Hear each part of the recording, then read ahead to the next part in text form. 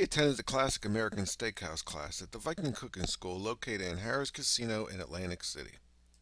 According to the website, we are supposed to work with fresh crab meat, pan-sear and roast filet, make a classical French sauce, stuffed potatoes, roast vegetables, and flambe a dessert. In actuality, we didn't work with crab meat or make the sauce. We did pan-sear filet, but never put it in an oven, so it was rarer than we would have liked. Also, there's only one pan, so the 4 people at your workstation had to use the same pan for the filet, and this was the same for the bananas Foster, where everything was put in the one pan only for the 4 people at the workstation.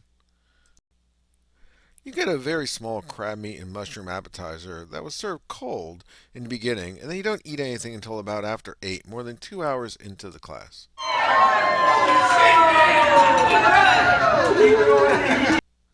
Overall, we had fun, but you should know what to expect. I wouldn't say we really learned how to cook. It was more like one of those painting get togethers where you end up with a painting at the end, but you didn't really learn how to paint.